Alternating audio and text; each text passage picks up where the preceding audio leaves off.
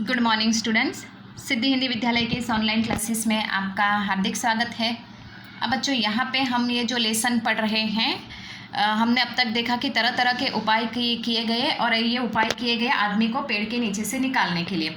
लेकिन पूरे 2 दिन बीत चुके हैं, 2 दिन और 2 रात्रि बीत चुकी है, आदमी बाहर नहीं आया।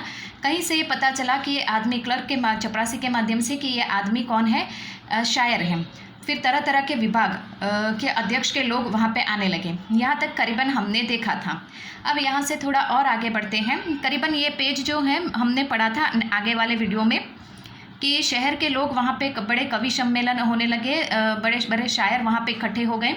डिपार्टमेंट में ये जो जहाँ पे ये घटना घटित हुई थी, तरह तरह के डिपार्टमेंट के लोग भी, सेक्रेटरी भी वहाँ पे इकट्ठा होने लगे और अपनी शायरी कविताएं उस दबे हुए इंसान को सुनाने लगे। इंसान जो है वो सबकी बातें सुनता था, सबकी कविताएं सुनता था। उसी समय वहाँ पे ये फैसला किया गया कि ये इंसान कल्चरल डिपार्टमेंट से ताल्लुक़ रखता है, तो कल्चरल डिपार्टमेंट में ये फ़ाइल भेज दी जाए ताकि उनको कौन सा फ़ैसला करना है वो खुद फैसला करे कि इस इंसान को पेड़ के नीचे से निकालना है कि नहीं। कल्चरल डिपार्टमेंट में वो फ़ाइल भेज दी जाती है। वहाँ से इंटरव्यू लेने के लिए एक आदमी आता है। वो पूछता है कि तुम कवि हो? तो दबा हुआ आदमी जवाब देता है हाँ। फिर उसने कहा कि तुम्हारा नाम क्या है? तब उसने उपनाम बताया अपना ओस।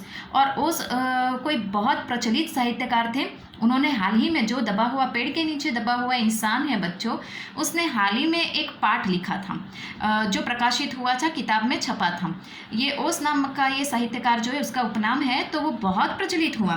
तो वो जवाब देता है कि क्या आप हमारे विभाग के यहाँ पे अध्यक्ष बनोगे? अब वो उस इंसान को पेड़ के नीचे दबे हुए इंसान को निकालना ज़रूरी है कि अभी उसको अपने विभाग का मेंबरशिप बनाना ज़रूरी है। तो यहाँ तक करीबन हमने देखा था। अब थोड़ा और आगे बढ़ते हैं।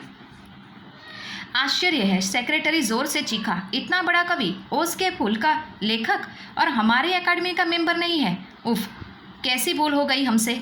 कितना बड़ा कवि और कैसी अंधेरी गुमनामी में दबा पड़ा है। गुमनामी में नहीं, एक पेड़ के नीचे दबा हूँ। कृपया मुझे इस पेड़ के नीचे से निकालिए, अभी बंदोबस्त करता हूँ। सेक्रेटरी फ़ौरन बोला और फ़ौरन उसने अपने विभाग की रिपोर्ट की। दूसरे दिन सेक्रेटरी भागा भागा कवि के पास आया और बोला, मुबारक हो, मिठाई खिलाओ, तुम्हारा सरकारी साहित्य अकादमी ने तुम्हें अपने केंद्रीय शाखा का मेंबर चुना लिया है। ये लो चुनाव पत्र, मगर मुझे इस पेड़ के नीचे से तो निकालो, दबे हुए आदमी ने कराह कर कहा। उसकी सांस बड़ी मुश्किल से चल रही थी और उसकी आंखों से मालूम होता है कि वह घोर पीड़ा और दुख में पड़ा था। यह हम नहीं कर सकते, सेक्रेटरी ने कहा, और जो हम कर सकते हैं वो हमने कर दिया। बल्कि हम तो यहाँ तक कह सकते हैं कि अगर तुम मर जाओ तो तुम्हारी बीवी को वजीफ़ा दे सकते हैं। अगर तुम दस्तखत दो तो हम वह भी कर सकते हैं। मैं अभी जीवित हूँ। कवि रुक रुक कर बोला, मुझे ज़िंदा रखो। मुसीबत यह है कि सरकारी साहित्य अकादमी का सेक्रेटरी हाथ मिलाते हुए बोला, हमारा विभाग सिर्फ कल्चर से संबंधित है। पेड़ काटने का मामला कलम दवात से नहीं, आरी कुल्हाड़ी से संबंधित है। उसके लिए हमने फॉरेस्ट डिपार्टमेंट को लिख दिया है और अर्जेंट लिखा है। शाम को माली ने आकर दबे हुए आदमी को बताया, कल फॉरेस्ट डिपार्टमेंट के आदमी आकर इस पेड़ को काट देंगे और तुम्हारी जान बच जाएगी। अब यहाँ पे जो कल्चरल विभाग के जितने भी लोग थे वो वहाँ पे आए और उनसे बातचीत की। अब ये जो साहित्यकार है उसको ऐसा था कि कोई ना कोई मसला निकलेगा। ऐसे 3 दिन बीत गए और 3 रात्रि। होता है ऐसा कि दूसरे दिन जैसे ही सुबह होती है, तीसरे दिन की सुबह, तो वो जो चौथे दिन की सुबह होती है, 3 दिन और 3 रात्रि बीत गई। चौथे दिन की सुबह होती है, वैसे ही वहाँ पे क्या होता है, जो सेक्रेटरी था कल्चरल विभाग का वो आता है और चुनाव पत्र लेकर आता है कि आपको खुशियाँ मनानी चाहिए, आपको हमारे क्लब में अर्थात हमारे विभाग में आपको अध्यक्ष यानी मेंबर चुन लिया गया है। आप इस चुनाव पत्र पे दस्तखत हस्ताक्षर कर दो। अब यहाँ पे बेचारा वो रो रहा है। उसने कहा, मुझे पहले इस पेड़ के नीचे से निकालो।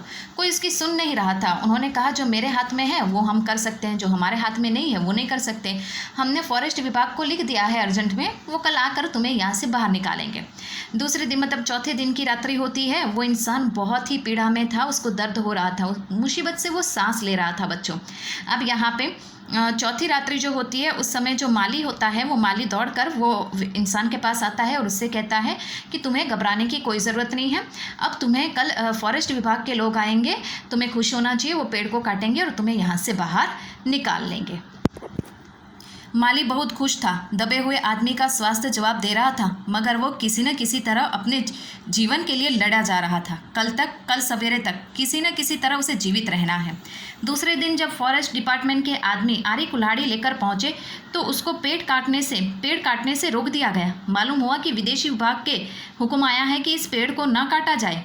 अगर यह था कि इस पेड़ को 10 साल पहले पिटोनिया राज्य के प्रधानमंत्री ने सेक्रेटेरिएट के लोन में लगाया था।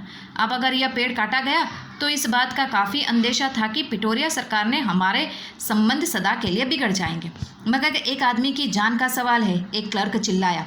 दूसरी ओर 2 राज्य के संबंध का मामला है। दूसरे क्लर्क ने पहले क्लर्क को समझाया, और यह भी तो समझो कि पिटोनिया सरकार हमारे राज्य को कितनी सहायता देती है। क्या हम उसकी मित्रता की खातिर एक आदमी के जीवन का भी बलिदान नहीं कर सकते? कवि को मर जाना चाहिए, निसंदेह। अंडर सेक्रेटरी ने सुप्रिंटेंडेंट को बताया। आज सवेरे प्रधानमंत्री दौर से वापस आ गए। आज 4 बजे विदेश विभाग इस पेड़ की फाइल उनके सामने पेश करेगा। जो वे फैसला देंगे वही सबको स्वीकार होगा। शाम के 5 बजे स्वयं सुप्रिंटेंडेंट कवि की फाइल लेकर उसके पास आया। सुनते हो?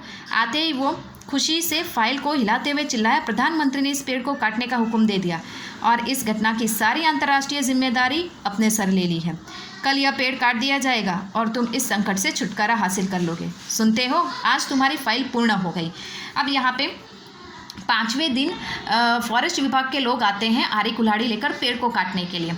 अब बच्चों ऐसा होता है कि वहाँ पे फॉरेस्ट विभाग के लोग आ जाते हैं पेड़ को काटने के लिए, लेकिन विदेश विभाग के जो सेक्रेटरी है वो वहाँ पे पहुँच जाता है और वो रुकवा देता है। वो कहता है कि ये पेड़ जो है, ये पेड़ को करीबन 10 साल पहले पिटोनिया नाम का कोई राज्य है, उस राज्य के जो प्रधानमंत्री थे वो आए थे, मतलब जो वहाँ के कर्ता धर्ता थे वो आए थे और उन्होंने अपने हाथ से इस पेड़ को लगाया।